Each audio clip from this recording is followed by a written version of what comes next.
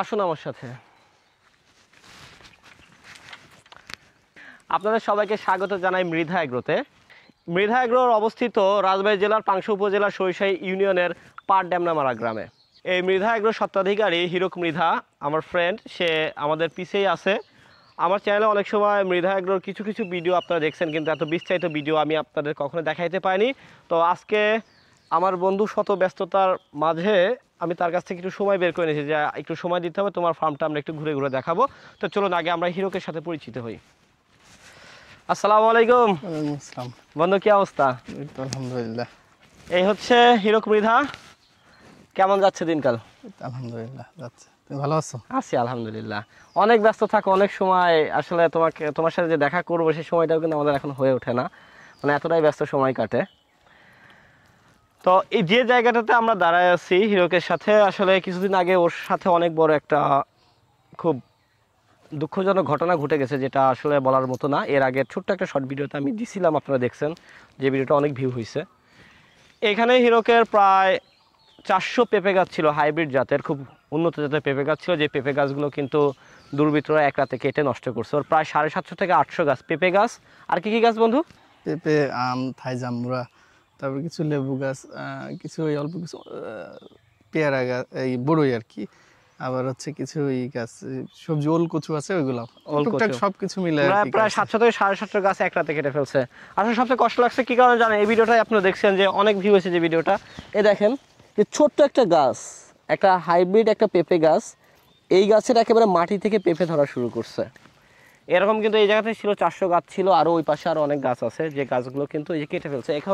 এখনও কিন্তু এর সেই কাটার ইগুলো কিন্তু যায় নাই, সেই সাপগুলো রয়ে গেছে। দেখেন গাছগুলো কীভাবে গোড়া থেকে কেটে ফেলছে। এই যে এখন এখান থেকে নতুন করে কুশি আসতেছে, হয়তো এখান থেকে গাছ আবার একটু ভালো হবে আশা করা যায়। বন্ধু, এটা কি ভালো হওয়ার সম্ভাবনা আছে মনে হচ্ছে? বলতে পারতেছি না, দেখি কি হয়। তো সে মানুষ কিভাবে পারে যে এত বড় ক্ষতি করতে? তো আসলে ঢুকতে পথেই যেহেতু এই ক্ষতিটা, যার কারণে আপনাদেরকে বললাম। তো আজকে পুরা হিরকের প্রজেক্টটা আমি আপনাদেরকে একটু ঘুরে ঘুরে সব দেখাবো ইনশাল্লাহ। প্রজেক্ট এদিকে আছে, ওইদিকে দেখে আসছো, মানে ওইদিকে সব জায়গায় আছে। টোটাল প্রায় 15 একর।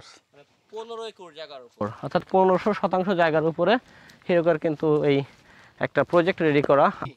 এটা হচ্ছে মিশ্র ফলের বাগান। এটা শুরুটা কিভাবে, মানে প্ল্যান প্রোগ্রামটা কেমন ছিল, যে মানে হঠাৎ কি শুরু করা, না কোনো চিন্তাধারা থেকেই শুরু করা ছিল? এটা আসলে করোনার মধ্যে প্রথম অল্প একটু জায়গা নিয়ে শুরু করা। হ্যাঁ, এখানে আসলে চাষ হইতো কি, তোমার রেগুলার যে ফসলগুলো চাষ করে সেইগুলো চাষ হতো। তারপরে দেখলাম অল্প কিছু ফলের বাগান, ওই সাইডে পেয়ারা বাগান প্রথমে করি। তারপরে কিছু আম গাছ ছিল, এই থাই কাটিমন আম, ওই পেয়ারার মধ্যে আর কি। আস্তে আস্তে দেখলাম না, ওই চাষগুলো থেকে এইগুলো আমার জন্য কমফর্ট। পরে আস্তে আস্তে সব ফলের বাগানে চলে আসছে। আমার একটু বীজ উৎপাদনের ইউটো ছিল, এখান থেকে বীজ উৎপাদন করতাম, বীজ উৎপাদন করে অনলাইন সেল, তারপরে কৃষি অফিস, ওইগুলো সব আমাদের কাছ থেকে বীজ নিত। তো এখন আস্তে আস্তে দেখতেছি যে আসলে আমার যেটা কমফোর্ট মনে হয়, যে ওইটার থেকে আমার মনে হয় ফলের বাগানে একটু কষ্ট কম আমার জন্য, আর আমার সুবিধা। এক একজনের এক এক, মানে কষ্ট কম বলতে কি, যে লোকবলের সমস্যা নাকি? লোকবলের সমস্যা কি, ওই সিজনাল ফসলগুলো করতে গেলে লোকবল পাওয়া যায় না, কাজের সময় লোক পাওয়া যাবে না। আচ্ছা, বড় সমস্যা। এর জন্য আস্তে আস্তে ফল বাগানে কনভার্ট হয়ে গেল, তাই তো? চলো একটু ঘুরে ঘুরে এক কোণা থেকে আমরা দেখি। এটা হচ্ছে এবার লাগানো হয়েছে, এটা হচ্ছে টক মিষ্টি কুল। টক মিষ্টি কুল না? হ্যাঁ, টক মিষ্টি কুল। ওই সাইডে আছে হচ্ছে ভারত সুন্দরী। আচ্ছা, আমরা একটা একটা করে দেখি। এটা টক মিষ্টি কুল, এটা হচ্ছে কোন জায়গা থেকে আনা, সংগ্রহ করা কোথা থেকে? সংগ্রহ বিভিন্ন জায়গা থেকে করছে, যেখানে ভালো পাইছি 2-3 জায়গা থেকে, নার্সারি থেকে। যশোর আছে, ঝিনাইদহ আছে, এবার খুলনা থেকেও আসছে কিছু কিছু জায়গা। আচ্ছা, কাটো। আর এই পাশে এটা কি? এটা হচ্ছে বড়ই, এই সরি পেয়ারা। পেয়ারার মধ্যে যে কিছু, এটা হচ্ছে শরীফা। পেয়ারার মধ্যে এটা কি শরীফা লাগানো? হ্যাঁ, শরীফা আছে। মানে শরীফাটা কি অল্প গাছ না অনেক গাছ, এগুলো কি শরীফা এটা জানা এটা আছে? হচ্ছে আসলে আমি যখন গেছিলাম ইন্ডিয়াতে, আচ্ছা তখন আমি এই শরীফাগুলো কিনে খেতাম, খুব সুন্দর লাগতো। বাংলাদেশে তো আসলে এখন ওইভাবে পাওয়া যায় না, পাইলেও অনেক দাম। ওইখানে আবার রিজনেবল প্রাইস। তো ওইখানে শরীফাগুলো খাওয়ার পরে দেখলাম না এগুলো থেকে এই চারা করা যায়। তো আমি চারা অনেক খুঁজছি, চারা হয় না, বীজ নিয়ে আসছিলাম। ওইগুলো থেকে আমি চারা উৎপাদন করে মনে হয় 20টা না 30টা হয়েছে, 20-30টা লাগানো চারা হয়েছে। মানে পরীক্ষামূলক লাগায় রাখছো, কি হয় না হয় এবছরই লাগানো না? এই বছর লাগানো, মাশাআল্লাহ। এই যে সব এইগুলো এই বছর লাগানো। এর মধ্যেও আছে দেওয়া, তাই তো? হুম। এই ছোট ছোট গাছে কিন্তু অলরেডি পেয়ারা চলে আসছে না? আচ্ছা এগুলো কি জাতের পেয়ারা? গোল্ডেন 8। এই চারাগুলো তো সবই সংগ্রহ করা না? চারাগুলো এগুলো আমি নিজে উৎপাদন করছি। এগুলো কি নিজের উৎপাদন করা বলতে? এখানে যা চারা আছে নিজে উৎপাদন করছি, মানে নিজে কলম করছো? হ্যাঁ। আচ্ছা আমরা যদি কেউ চারা নিতে চাই, নিতে পারবো তোমার কাছ থেকে? হ্যাঁ, চারা পাওয়া যাবে, ছোট মিনি নার্সারিও আছে। টুকটাক দেখা যায় এখানে যারা, এখানে এমন একটা সিস্টেম যে ঘুরতে আসলে চারা দরকার, সেই চারার ব্যবস্থাও করা যাবে এখানে। ও মানে এখান থেকে কেউ নিয়ে যেতে ঘুরতে পারবে, আসলে সে ইনস্ট্যান্ট চারা সাথে নিয়ে যেতে পারবে? হ্যাঁ। সব ধরনের চারাই কি অ্যাভেলেবল আছে? এই রাখতেছি আর কি এখন, প্রায় আর কি সব ধরনের চারা রাখতেছি। এটা একদম জঙ্গল হয়ে গেছে, গাছের ডাল কাটা হয়নি নিচে থেকে। আচ্ছা মানে একদম ওই বড়ই শেষে ডাল কেটে দিচ্ছে, তারপরে যে কুশি ছাড়ছে, আমরা এখানে এই জঙ্গলের মধ্যে থাকলে পুরো এইটাই জঙ্গল হয়েছে, বড় হয়ে যাবে, একদম ঝামেলা, মানে খুব একটা ফলন আসবে না। আমরা যদি 4টা-5টা ডাল রাখি, এই সাইডে যেমন রাখছি, তখন এই 4টা-5টা ডাল কিন্তু ভালো খাবার পাবে।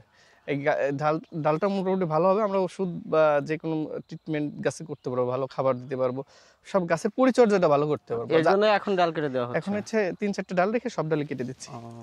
এই গাছে 4টা ডাল রাখছে, 1টা 2টা 3টা 4টা। হ্যাঁ, গাছের খাবার দিতে পারবো, পরিচর্যা করতে পারবো, গাছে যেসব আসবে, রোগ বালাই থাকবে, ওষুধ ঠিক করে স্প্রে করতে পারবো। হ্যাঁ, সুন্দর। সব এগুলো পরিষ্কার করা হয়েছে, কিন্তু যেগুলো পরিষ্কার করা নেই সেগুলো ধর কি অবস্থা। হ্যাঁ, এই সাইডটা অলরেডি হয়ে গেছে, তো কালকে ইনশাআল্লাহ সবই একদম হ্যাঁ, এটা হচ্ছে থাই কাটিমন। থাই কাটিমন এগুলো সব মানে এর বড়ই শেষ হবে, তারপর আবার আম ধরবে, এরকম একটা সিচুয়েশন করা হয়েছে? হ্যাঁ, এরকম যাতে সবসময় 12 মাস এখানে ফল থাকে। কারণ থাই কাটিমন বছরে 3বার হয়, বছরে 3বার ধরবে। আমি যে এই সিজনাল আম রাখবো না, অফ সিজন 2বার আম নিব। এখন কি আমের মুকুল আসলে ভেঙে দিবা সব? এখন আমের মুকুল আসে, সেটা রাখা যাবে না, এখন তো আম ওই সাইডে আছে, পাকবে কয়দিন পরে। আচ্ছা, এই বাগানটা কি নতুন করা হয়েছে? এই বাগানটা নতুন করা হয়েছে। এই বাগানে কিছু হয়েছে গাছ কাটছে, বেশ কিছু আম গাছ কাটছে। এই বাগানে তো ক্ষতি করছে না? এই একটা সাইড, তাই তো? একটা সাইড কমপ্লিট করে আমরা এখন দ্বিতীয় সাইডের দিকে আগাচ্ছি। ও সুন্দর করে বেড়া দিয়ে দেওয়া হয়েছে। এটা কি বেড়াটা কি? হ্যাঁ, সব ব্যাগিং করা। ও এইটাই কি প্রথম পেয়ারা বাগান? মানে এইখান থেকে কি বাগানের যাত্রা শুরু? হ্যাঁ, এটা থেকে শুরু, এটা হচ্ছে প্রথম বাগান। ব্যাস, এটা হচ্ছে বাড়ি 4। বাড়ি 4। মাশাআল্লাহ। এই যে